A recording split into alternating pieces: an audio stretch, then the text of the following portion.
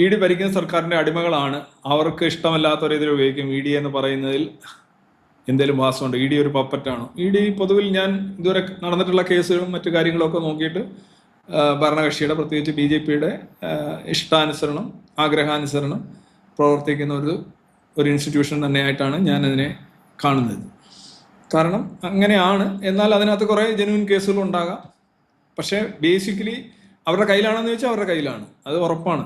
കാരണം ഇപ്പോൾ ഹേമന്ത് വിശ്വാസ് ശർമ്മ അല്ലെങ്കിൽ അതേപോലെ ഒരുപാട് നേതാക്കന്മാർ ഇപ്പോൾ കോൺഗ്രസിൽ നിന്ന് ബി ജെ പിയിലേക്ക് പോയത്, അപ്പോൾ അവർ പലർക്കും ഇ ഡി ത്രെഡ് അല്ല ഇത് പറഞ്ഞ് ഇതിപ്പോൾ നമ്മൾ ഓൺലൈനായിട്ട് പരസ്യമായിട്ട് ആരെങ്കിലും പറയുന്നില്ല, രഹസ്യമായിട്ട് പറയുന്നുണ്ടാവും. ഇ ഡി ഈ കോൺഗ്രസ്സിലെയോ അല്ലെങ്കിൽ പ്രതിപക്ഷ കക്ഷികളുടെ നേതാക്കന്മാർക്ക് ഇ ഡി ഭയം ഉണ്ടാകുന്നു. കാരണം അവർക്ക് അതിൻ്റെ വിഷയമുണ്ട്, അത് അവർ ചൂഷണം ചെയ്യുന്നു.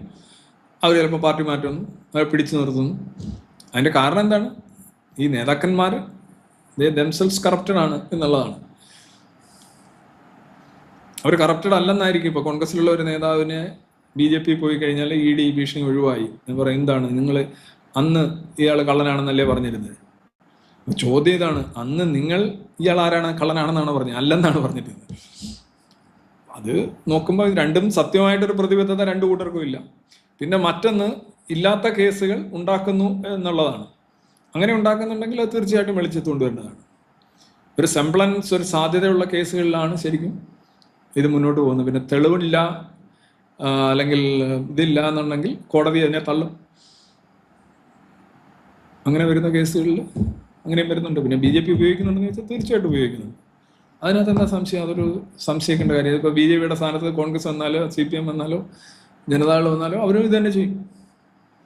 ഇന്ദിരാഗാന്ധിയുടെ കാലത്ത് എന്തായിരുന്നു? അന്വേഷണ ഏജൻസികളെയും ഇതേ കണക്കുള്ള സംഗതികളെയൊക്കെ ഭരണകക്ഷി ഉപയോഗിക്കുമെന്ന് ചോദിച്ചു കഴിഞ്ഞാൽ അതല്ലേ ആളുകൾ ഭരണം കിട്ടാനായിട്ട് കിടന്ന് വെപ്രാളപ്പെടുന്നത്. ഇപ്പോൾ പോലീസിനെ ഭരണകക്ഷി ഉപയോഗിക്കുമോ? പോലീസിൻ്റെ ഭരണകക്ഷിക്ക് അനുകൂലമായ പാർട്ടി അംഗങ്ങൾക്ക് അനുകൂലമായി പ്രവർത്തിക്കുമെന്ന് ചോദിക്കുന്നത് പോലെ ഉള്ളൂ. പോലീസ് ഒരു പാർട്ടിയുടെ ഒരു എക്സ്റ്റൻഷനായിട്ട് മാറുന്നില്ലേ? മാറാറുണ്ടല്ലോ. കേരളത്തിലൊക്കെ എപ്പോഴായാലും നമുക്ക് അങ്ങനെ തന്നെയാണ് കാണാൻ കഴിയുക. എല്ലാ സംസ്ഥാനങ്ങളിലും അങ്ങനെ തന്നെയാണ്, കേന്ദ്രത്തിലും അങ്ങനെ തന്നെയാവും. ഈ പവറിൻ്റെ എക്സ്റ്റൻഷനായിട്ട് ഇൻസ്റ്റിറ്റ്യൂഷൻസ് മാറുന്നു എന്നുള്ളത് ഒരു കറപ്റ്റഡ് അല്ലെങ്കിൽ പക്വതയില്ലാത്ത ഒരു ജനാധിപത്യത്തിൽ പൊതുവിൽ സംഭവിക്കുന്ന കാര്യമാണ്. ഇന്ത്യയിൽ അങ്ങനെയാണെന്ന് ചോദിച്ചാൽ നിലവിൽ അങ്ങനെയാണ് എന്നാണ്. അതൊരു ചോദ്യമായിട്ട് ചോദിക്കേണ്ട കാര്യം തന്നെയില്ല.